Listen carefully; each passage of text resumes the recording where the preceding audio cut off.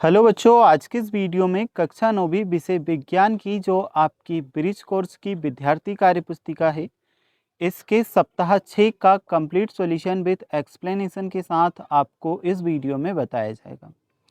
जैसे कि बच्चों आप देख सकते हो, मैंने यहाँ पे आपका सप्ताह 6 छठवां सप्ताह गति ओपन कर रखा है। पेज नंबर अगर मैं आपको बताऊँ तो 47 आपका है। कक्षा 9वीं विज्ञान 2026-27 के लिए ब्रिज कोर्स का सप्ताह 6 हम सॉल्व कर रहे हैं। इसमें दिए गए सारे प्रश्नों का उत्तर विद एक्सप्लेनेशन के साथ आपको इस वीडियो में बताया जाएगा। तो चलिए सप्ताह 6 को हम सॉल्व करना स्टार्ट करते हैं। तो बच्चों ऊपर तो हमें यहाँ पे चैप्टर की तरह समझाया गया है और नीचे हमें प्रश्न और उत्तर दोनों चीज़ें देखने को मिलेंगी। यह है आपकी गतिविधि नंबर 1। यहीं पर आपको सारे प्रश्न दिए हैं और इनके उत्तर लिखने हैं। पहले प्रश्न समझते हैं, फिर उत्तर करेंगे। जैसे कि आप देख सकते हो, प्रश्न में दिया है अपने आसपास की वस्तुएं देखिए और 5 गतिशील वस्तुओं तथा 5 ऐसी वस्तुओं की सूची बनाइए जो स्थिर हैं। अपने प्रेक्षण को तालिका में लिखिए। देखो बच्चों, थोड़ा सा जूम कर आपको बताऊं ताकि क्लियरली दिखे। यहाँ पे हमें गतिशील वस्तु और इधर औचित्य बताना है। सबसे पहले हमने लिखा चलती कार, अपना स्थान बदलती है। नेक्स्ट हमने लिखा साइकिल, यह आगे बढ़ती है। फिर हमने लिखा दौड़ता हुआ बच्चा, यह लगातार गति करता है। नेक्स्ट है हमारे पास बहती नदी का पानी, बहता हुआ आगे बढ़ता है। अगला है उड़ता पक्षी, ये एक स्थान से दूसरे स्थान पर जाता है। नेक्स्ट अगर हम देखें तो इधर एक दो और बॉक्स हमें दिए हैं।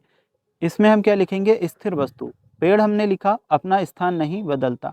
नेक्स्ट कुर्सी हमने लिखी अपना स्थान नहीं बदलती। इसके बाद हमने लिखा मेज, यह अपना स्थान नहीं बदलती। इसके बाद हमने लिखा पुस्तक, अपना स्थान नहीं बदलती। इसके बाद हमने लिखा दीवार, अपना स्थान नहीं बदलती। तो ये हमारे कंप्लीट होते हैं। इसके बाद हम देखते हैं जो आपका अगला प्रश्न दिया गया है। इसे गतिविधि नंबर 2, अपने आसपास की गतिशील वस्तुओं को देखिए और पहचान कर कुछ वस्तुओं के नाम लिखिए जो सरल रेखीय गति कर रही हों। तो इसके उत्तर में हम क्या करेंगे? चलती ट्रेन, लिफ्ट की सीढ़ी, ऊपर नीचे गति, सीधे रास्ते पर चलती कार, फिसल पट्टी से सीधा फिसलना, सीधे रास्ते पर चलती बस।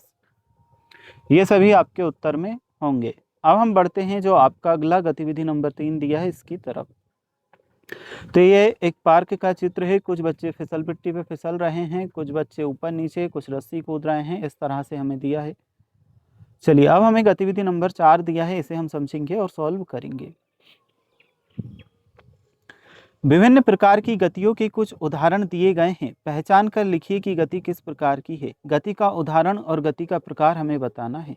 जैसे कि पारट करते सैनिक, इसमें होगा रेखीय गति। सीधी सड़क पर चलती गाड़ी, ये होगा रेखीय गति। दौड़ते धावक के हाथों की गति, ये होगा दोलन गति। झूले की गति, ये होगा हमारा दोलन गति। नेक्स्ट है हमारे पास चलती साइकिल के पेडल की गति, ये होगा घूर्णी गति। लोलक की गति, ये होगा दोलन गति। पंखे की गति, ये होगा घूर्णी गति। तो ये हमारा जो है सॉल्व हो चुका है। चलिए इसके बाद हम देखते हैं जो हमारा नेक्स्ट क्वेश्चन है, गतिविधि नंबर 5। इसे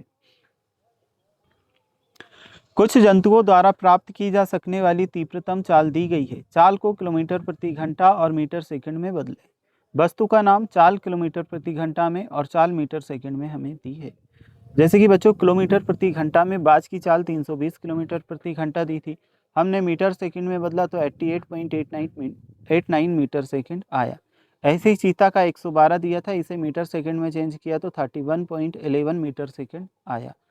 नेक्स्ट हमारे खरगोश दिया था, इसकी 56 किलोमीटर प्रति घंटे की रफ्तार दी थी और यहाँ पे हमने जब मीटर में बदला तो 15.56 मीटर सेकंड हुआ। ऐसे ही चूहा और कछुआ का भी हमने किया और यहाँ पर हमने उनकी चाल मीटर सेकंड में बदल करके लिखी। तो ये प्रश्न आपका कंप्लीट होता है। इसके बाद हम देखते हैं जो आपकी गतिविधि है अगली। इसे निम्नलिखित दूरी समय ग्राफ द्वारा कौन सी गति दर्शाई जा रही है, पहचान कीजिए। पहला हमें दिया है दूरी और समय, इसमें हमारा होगा स्थिर अवस्था। नेक्स्ट है हमारे पास दूरी और समय, इसमें होगा एक समान गति, निरंतर गति। नेक्स्ट है दूरी और समय, इसमें होगा असमान गति, त्वरणयुक्त गति। अब है हमारे पास में अभ्यास पत्रक। देखो बच्चों, ये सारे प्रश्न आपको इस तरह से दिए गए हैं यहाँ पे, ठीक है। तो मैं इनका उत्तर आपको बताऊंगा। पहले आप प्रश्न देखो। टोटल आपको यहाँ पे कितने प्रश्न पूछे गए हैं? 10 प्रश्न तो ये हैं और नीचे आपको इस तरह से दिया है। ये आपका पेज नंबर 51 है। अभी ये पेज नंबर 51 आपका खाली है। अब मैं आपको इसमें उत्तर लिख करके बताता हूँ। तो देखो बच्चों, ये आपका वही पेज नंबर 51 है और इसमें मैंने उत्तर फिल कर दिए हैं। अब आपको सारे जो प्रश्नों के उत्तर है वह यहाँ से देखना है। जैसे कि हमसे पहले नंबर के प्रश्न का उत्तर पूछा था, गति को परिभाषित कीजिए। तो इसका उत्तर मैंने लिखा, किसी वस्तु का एक निश्चित समय में अपनी गति स्थिति बदलना गति कहलाती है। दूसरा हमसे पूछा, चाल का दूरी और समय में संबंध लिखिए। तो हमने लिखा चाल बराबर दूरी बटा समय। यहाँ पे हमसे पूछा चाल का मूल मात्रक लिखिए। इसका उत्तर हमने लिखा मीटर प्रति सेकंड। नेक्स्ट चौथे नंबर के प्रश्न में पूछा, समय और असमान गति में अंतर लिखिए। समान और असमान गति में अंतर लिखिए। तो समान गति में समान समय में समान दूरी तय होती है, जबकि असमान गति में समान समय में असमान दूरी तय होती है। फिर है हमारे पास में पांचवें नंबर का प्रश्न, कोई कार 40 किलोमीटर प्रति घंटा की चाल से 15 मिनट चलती है। इसके द्वारा तय की गई दूरी ज्ञात कीजिए। तो दूरी निकालनी है, तो दूरी बराबर हमारा होगा 10 किलोमीटर। कोई स्कूटर चालक 20 सेकंड पूरे करने में 32 सेकंड लेता है। स्कूटर का औसत चाल क्या है? तो औसत चाल हमारी होगी 1.6 सेकंड। अभी हमारे पास में क्वेश्चन नंबर 7, दो स्टेशनों के बीच की दूरी 240 किलोमीटर है।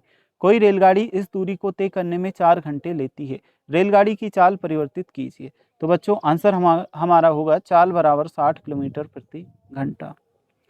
अभी हमारे पास क्वेश्चन नंबर 8, निम्नलिखित की स्थितियों के अनुसार दूरी समय ग्राफ की आकृति दर्शाइए। तो नियत चाल से गति करती कार, इसमें हमारा होगा सीधी रेखा उत्तर। सड़क किनारे खड़ी कोई कार, आंसर होगा क्षैतिज रेखा। फिर हमारे पास है क्वेश्चन नंबर 9, निम्नलिखित को मीटर सेकंड में बदलिए। 24 किलोमीटर प्रति घंटा को मीटर सेकंड में बदलेंगे तो होगा 6.67 मीटर सेकंड। 320 किलोमीटर प्रति घंटा को मीटर सेकंड में चेंज करेंगे तो 88.89 मीटर सेकंड होगा। 10वां हमें दिया है, निम्नलिखित को किलोमीटर प्रति घंटा में बदलिए। तो 9 मीटर सेकंड दिया है, इसे जब बदलेंगे तो 32.4 किलोमीटर प्रति घंटा होगा। यहाँ पे हमें मीटर सेकंड दिया है, इसका 3.6 किलोमीटर प्रति घंटा होगा। चलिए, बल तथा दाब करके इस तरह से कुछ हमें चीजें दी हैं। वस्तु पर लगने वाले बल, धक्का, अभिकर्षण या खिंचाव अपकर्षण को बल कहते हैं। बल का मूल मात्रक न्यूटन है। दो मित्र एक भारी वस्तु को धक्का देते हैं एक ही दिशा में, तो बल क्या होता है? जुड़ जाता है। विपरीत दिशा में देते हैं तो बल घट जाता है। अब चलते हैं और देखते हैं जो आपके अगले प्रश्न दिए हैं उन्हें। पेज नंबर 52 तक हम सॉल्व कर चुके हैं। ये बच्चों मैंने लाल कलर में कर दिया है, आपकी बुक में काले कलर में लिखा है, तो इसे देख के आप कंफ्यूज मत होना। इसमें आपको कुछ भी नहीं करना, ठीक है। नीचे हम चलेंगे। ये है आपका कार्यपत्रक नंबर 1। यहाँ से आपको उत्तर लिखना है। कुछ कार्यों को अपकर्षण तथा अभिकर्षण के रूप में पहचान करें। इन्हें अपकर्षण तथा अभिकर्षण के रूप में हमें पहचान करनी है। किस तरह से करेंगे, चलिए देखते हैं। तो मेज पर रखी पुस्तक को गतिशील बनाना यानी कि धक्का देना। दस्तावेज को खोलना या बंद करना, खींचना होगा। खींचना अपकर्षण, इसमें आपका धक्का देना और अपकर्षण। नेक्स्ट है हमारे पास कुएं से पानी की बाल्टी खींचना, तो इसमें खींचना होगा और ये आपका अभिकर्षण होगा। फुटबॉल में किक मारना, ये आपका धक्का देना होगा और अपकर्षण होगा। लदी हुई बैलगाड़ी को चलाना, इसमें आपको करना है खींचना।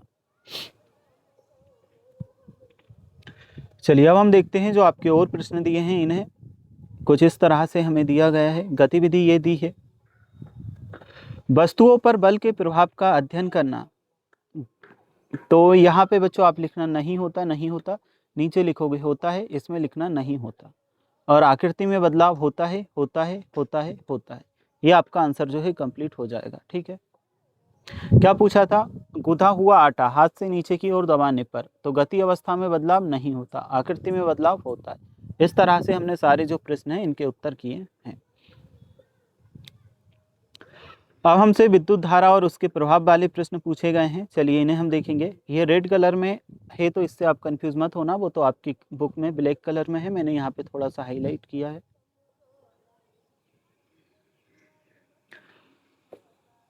तो हम नीचे चलते हैं और जो आपके और प्रश्न दिए हैं उन्हें देखते हैं। यहाँ पे हमें समुद्र समीर और थल समीर के कुछ चित्र दिए गए हैं। ठंडा गर्म और गर्म ठंडा बताया गया है। यह है आपका कार्यपत्रक, इसे हम देखते हैं। धक्के या खिंचाव के द्वारा वस्तुओं की गति की अवस्था में परिवर्तन के दो उदाहरण दीजिए। तो धक्का, गेंद को लात मारना, दरवाजा बंद करना। खिंचाव, दरवाजा खोलना, रस्सी को अपनी ओर खींचना। ऐसे दो उदाहरण दीजिए जिसमें लगाए गए बल द्वारा वस्तु की आकृति में परिवर्तन हो जाए। तो उत्तर होगा मिट्टी को दबाकर खिलौना बनाना और रबर को खींचकर लंबा करना। चलिए इसके बाद हम देखते हैं जो आपके यहाँ पे फिल इन द ब्लैंक्स यानी कि रिक्त स्थान दिए हैं। पेज नंबर 58 के बाद हम आ चुके हैं अगले प्रश्न पे। निम्नलिखित कथनों में रिक्त स्थानों की पूर्ति कीजिए। कूप से पानी निकालते समय हमें रस्सी को खींचना पड़ता है। उत्तर हमारा होगा खींचना। एक आवेशित वस्तु अनावेशित वस्तु को आकर्षित करती है। इसमें उत्तर होगा आकर्षित। सामान से लदी ट्रॉली को चलाने के लिए हमें उसको धक्का लगाना पड़ता है, तो धक्का आएगा। किसी चुंबक का उत्तरी ध्रुव दूसरे चुंबक के उत्तरी ध्रुव को प्रतिकर्षित करता है। उत्तर में आएगा प्रतिकर्षित।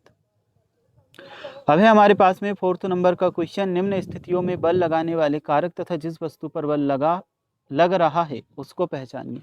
पहला है रस निकालने के लिए नींबू के टुकड़ों को उंगलियों से दबाना। तो बल लगाने वाला कारक है उंगलियां, जिस वस्तु पर बल लगा है वह है नींबू के टुकड़े। दंत मंजन की ट्यूब से पेस्ट बाहर निकालना। तो बल लगाने वाला कारक हाथ है, जिस वस्तु पर बल लगा है वह दंत मंजन की ट्यूब है। ऊंची कूद करते समय एक खिलाड़ी द्वारा एक निश्चित ऊंचाई की छड़ बाधा को पार करना। बल लगाने वाला कारक है खिलाड़ी के पैर, जिस वस्तु पर बल लगा है वह है जमीन।